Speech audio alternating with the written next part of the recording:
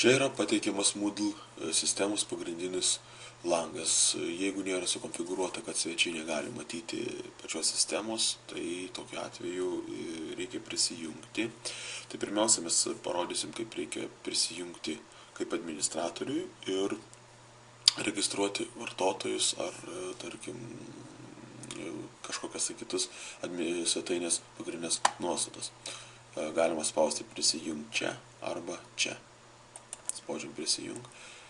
Taip, vartotojų vardas pagal nutylėjimą instaliacijos metu buvo suteiktas admin ir įvedam slaptažodį.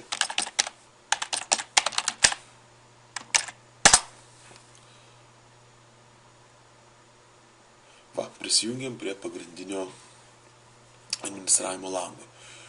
Matom svetainės administravimas. Pagrindinis dalykas būtent yra daromas čia, tai yra administratoriaus, kad būtų galima valdyti Moodle sistemą.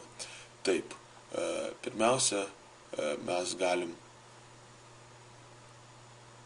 ir pradėti nuo vartotojų. Spaudžiam administravimas tada vartotojai ir vartotojai. Ir matom iškrendantį meniu, peržiūrėti esamus vartotojus, pridėti naują vartotoją. Tai va, tai dabar galim pridėti naują vartotoją. Spaudžiam pridėti naują vartotoją. Raudonai pažymėti laukai yra privalomi užpildyti. Taip, vartotojo vardą. Kokį nors galim sugalvoti savo pasirinktą vartotojo vardą. Tarkim, dėstytojas. Jam suteikiam slaptažodį. Dėl saugumo, matom, slaptažodį turi būti ne mažiau 8 simboliai, vienas skaitmuo, viena didžioji mažoji raidė ir bet kuris kažkoks tai simbolis. Tai aš padarysiu unmask, kad rodytų, ką aš vesiu, kaip aš sudarysiu, pavyzdžiui, slaptažodį. Tarkim, įvedu žodį kopūstai, vietoj lietuviškų raidžių rašau anglišką raidę, pirmoji didžioji. Tai vat, išpildysim tą sąlygą, kad reikia būtinai didžiosios raidės ir gale galim dėti bet kokį simbolį, tai yra patogiausiai klaustuką. Gaunasi slaptažodis. Vardas. Čia reikia rašyti, galima pilną vardą, galima nepilną vardą. Aš pavadinsiu save pilnai.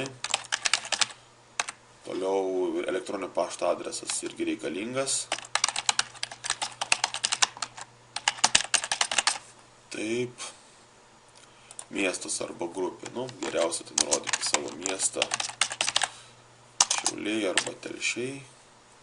Galima kaip tik Telšiai šiuo atveju. Šalis Lietuva.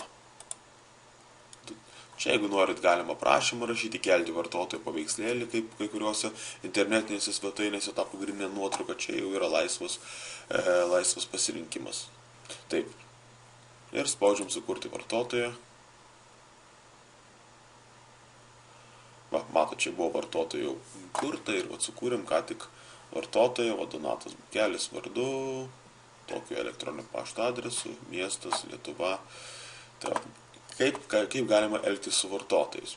Mes galima juos ištrinti, paslėpti, reiškia sustabdyti ir jis nebus aktyvus, kaip sakant, kaip ir banas, ar kitaip tariant, reiškia, jis bus tiesiog laikinai atjungtas nuo sistemos ir negalės prisijungti, arba, sakykim, norint kažką daryti, spaudžiam tokį kaip žvaigždutė, kaip raktas, ir galim pakoreguoti ir slaptažodį naują, ir tam tikrą informaciją.